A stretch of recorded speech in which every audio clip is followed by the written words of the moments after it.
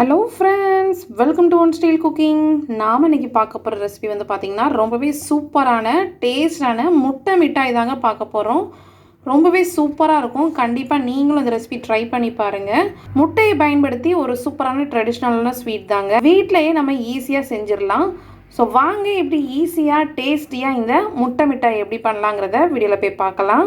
வீடியோக்குள்ளே போகிறதுக்கு முன்னாடி கீழே உள்ள ரெட் கலர் சப்ஸ்கிரைப் பட்டனை கிளிக் பண்ணுங்கள். கூடவே பக்கத்தில் உள்ள பெல் ஐக்கானையும் கிளிக் பண்ணுங்கள். அப்போ தான் நான் போடுற வீடியோ எல்லாமே உடனுக்குடன் உங்களுக்கு தெரிய வரும். வாங்க இப்போ வீடியோக்குள்ளே போகலாம். இன்றைக்கி முட்டை மிட்டாய் பண்ணுறதுக்கு ஃபஸ்ட்டு ஒரு பவுல் எடுத்துக்கோங்க. இதுக்கு வந்து நான் வந்து 6 முட்டை எடுத்திருக்கேன். இப்போ இதை ஒவ்வொன்றா உடச்சி உள்ளே சேர்த்துக்கலாம். நான் வந்து ஒயிட் அண்ட் எல்லோ ரெண்டையுமே சேர்த்து தான் வந்து மிக்ஸ் பண்ணுறேன்.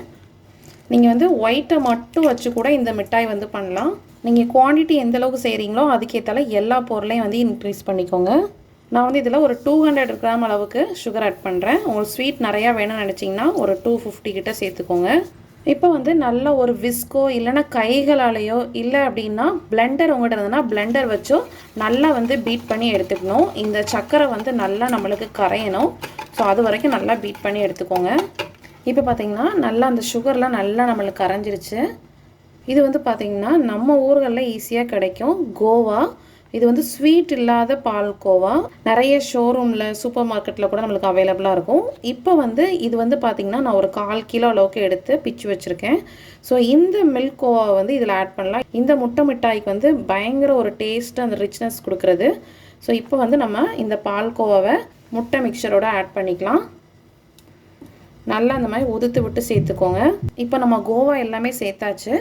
நம்ம பிளெண்டர் யூஸ் பண்ணியும் பண்ணலாம். நீங்கள் பெட்டர் வந்து பார்த்திங்கன்னா நம்மளுக்கு கைகளாலேயே வந்து இந்த மாதிரி கோவா எல்லாத்தையும் நல்லா உதுத்து விட்டு இந்த எக் மிக்சரோடு சேர்ந்து எல்லாம் ஒன்றா வரது வரைக்கும் நல்லா வந்து மிக்ஸ் பண்ணி எடுத்துக்கணும். இல்லை நீங்கள் ஹேண்ட் பிளெண்டரோ இல்லை மிக்சியில் பண்ணால் நம்மளுக்கு வந்து ரொம்ப ஃபைனாக ஆயிரும். ஸோ நீங்கள் தேவைப்பட்டுச்சுன்னா அவசரத்துக்கு நம்ம மிக்சியை கூட நம்ம யூஸ் பண்ணி லைட்டாக வந்து ப்ரன் பண்ணி எடுத்துக்கலாம். இப்போ பார்த்திங்கன்னா இந்த முட்டை எல்லாம் நல்லா அந்த கோவாவோடு சேர்த்து நல்லா மிக்ஸ் பண்ணி நல்லா பீட் பண்ணி எடுத்தாச்சு. நான் வந்து பார்த்திங்கன்னா பாதாமை வந்து நல்லா ஊற வச்சு நல்லா மிக்சியில் கிரைண்ட் பண்ணி எடுத்து வச்சுருக்கேன். நல்லா பேஸ்ட்டாக கிரைண்ட் பண்ணி எடுத்துருக்கேன். இப்போ இதையும் ஆட் பண்ணிக்கலாம். பாதாம் ஆட் பண்ணுறதுனால வந்து பார்த்திங்கன்னா உங்களுக்கு நல்ல ஒரு ரிச்னஸ் கொடுக்கும். டேஸ்ட்டுமே ரொம்ப சூப்பராக இருக்கும். இது கூடவே வந்து பார்த்திங்கன்னா கொஞ்சமாக வந்து குங்குமப்பூ சேர்த்துருக்கேன்.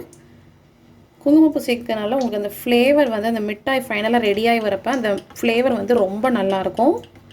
இப்போ நல்லா மிக்ஸ் பண்ணி எடுத்துக்கோங்க. இப்போ இதில் ஃபைனலாக வந்து பார்த்திங்கன்னா நம்ம வந்து நெய் ஆட் பண்ண போகிறோம்.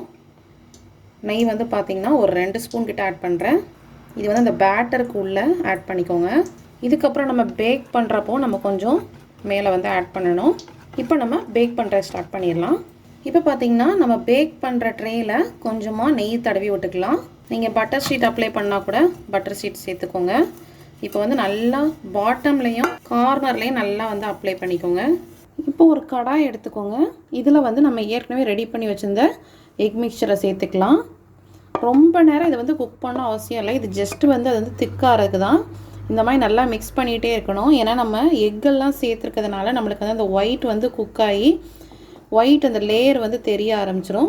ஸோ அதனால் மீடியம் ஃப்ளேமில் வச்சு ஒரு 2 மினிட்ஸ் இந்த மாதிரி மிக்ஸ் பண்ணாலே போதும். பாருங்கள், லைட்டாக சூடானாலே போதும். நம்மளுக்கு அந்த பபுள்ஸ் எதுவுமே வரணும்னு அவசியம் இல்லை. கை விடாமல் கிளறிக்கிட்டே இருக்கணும். இல்லைனா கீழே அடியில் வந்து லைட்டாக நம்மளுக்கு பிடிக்கிற மாதிரி ஆயிரும். இப்போ நல்லா நம்மளுக்கு சூடாயிடுச்சு. நல்லா ஒரு திக்னஸும் லைட்டாக கொடுக்குது. ஸோ இந்த ஸ்டேஜில் நம்ம அடுப்பை ஆஃப் பண்ணிவிட்டு இதை உடனே வந்து பார்த்திங்கன்னா நம்ம வந்து நெய் தடவி வச்சுருக்க பாத்திரத்தில் தான் நம்ம ட்ரான்ஸ்ஃபர் பண்ணிடலாம்.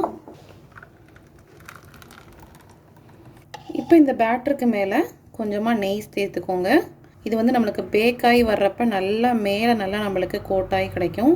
இதோடவே கட் பண்ணி வச்சுருந்த பாதாமையும் சேர்த்துக்கலாம். பாதாம் நல்லா தோல் உரிச்சிட்டு நல்லா கட் பண்ணி எடுத்து வச்சுருக்கேன். இப்போ இதை நம்ம பேக் பண்ண ஆரம்பிச்சிடலாம். நான் வந்து இன்றைக்கி பார்த்திங்கன்னா குக்கரில் தான் வந்து வைக்க போகிறேன். இதுக்கு வந்து பார்த்திங்கன்னா குக்கரில் கீழே ஒரு ஸ்டாண்டு மாதிரி ஒன்று வச்சுக்கோங்க. குக்கர் வந்து நான் ஆல்ரெடி வந்து 10 மினிட்ஸ் வந்து நல்லா ஹீட் பண்ணி எடுத்திருக்கேன். நல்லா வார்மாக இருக்குது. இப்போ இதில் நம்ம பேக் பண்ண வேண்டிய ட்ரேயை வச்சிடலாம். கவனமாக வச்சுக்கோங்க. சைடில் வந்து பார்த்திங்கன்னா நம்மளுக்கு எல்லா பக்கமே நல்லா கேப் இருக்கணும். இப்போ நம்ம குக்கர் மூடிடலாம். குக்கரில் வந்து பார்த்திங்கன்னா நான் கேஸ்கட்டெல்லாம் எடுத்துட்டேன். ஸோ கேஸ்கட்டையும் விசிலையும் எடுத்துட்டு சும்மா அந்த மாதிரி மூடி வச்சுருக்கேன். இது வந்து பார்த்திங்கன்னா ஒரு 40 to 50 மினிட்ஸ் வரைக்கும் நம்மளுக்கு வந்து லோ ஃப்ளேம்லேயே வச்சு நம்ம குக் பண்ணணும். அப்போ தான் நம்மளுக்கு கரெக்டாக இருக்கும். இப்போ பார்த்தீங்கன்னா 40 மினிட்ஸ் வந்து நல்லா குக் ஆகிடுச்சு. இப்போ நல்லா நம்மளுக்கு முட்டை மிட்டாய் சூப்பராக ரெடி ஆகிடுச்சு பாருங்கள். அந்த சைட்லலாம் வந்து லைட்டாக ப்ரௌன் வந்து சூப்பராக ரெடி ஆகிடுச்சு. இப்போ நம்ம ஓவனில் பண்ணோன்னு நினச்சிங்கன்னா உங்களுக்கு மேல் பகுதியிலே நல்லா அந்த ப்ரௌனிஷ் கோட் ஆகி சூப்பராக இருக்கும். இது வந்து உடனே வந்து வெளியே எடுத்துடக்கூடாது. இதை வந்து கொஞ்சம் நார்மல் டெம்பரேச்சர் வர வரைக்கும் இதே மாதிரியே மூடி வச்சுருங்க குக்கரில். இது வந்து நான் வந்து பார்த்தீங்கன்னா ஆஃப் பண்ணி ஒரு 1/2 hour கிட்ட ஆகிடுச்சு. இப்போ நான் அகைன் வந்து எடுக்க போகிறேன். இப்போ ஒரு பிளேட்டை மேலே கவுத்தி மாற்றி போட்டுடலாம். சூப்பராக நம்மளோட முட்டை மிட்டாய் ரெடி ஆகிடுச்சு பாருங்கள். நல்லா சாஃப்டாக வந்து நம்மளுக்கு கட் ஆகுது. ரொம்பவே சூப்பராக நம்மளோட முட்டை மிட்டாய் ரெடி ஆகிடுச்சு. கண்டிப்பாக நீங்களும் இந்த ரெசிபி வீட்டில் ட்ரை பண்ணி பாருங்கள். உங்களுக்கும் இந்த ரெசிபி ரொம்ப பிடிச்சிருக்குன்னு நினைக்கிறேன். இந்த ரெசிபி பிடிச்சிருந்துச்சுன்னா மறக்காமல் நம்ம சேனலை லைக் பண்ணுங்கள், ஷேர் பண்ணுங்கள், சப்ஸ்கிரைப் பண்ணுங்கள்.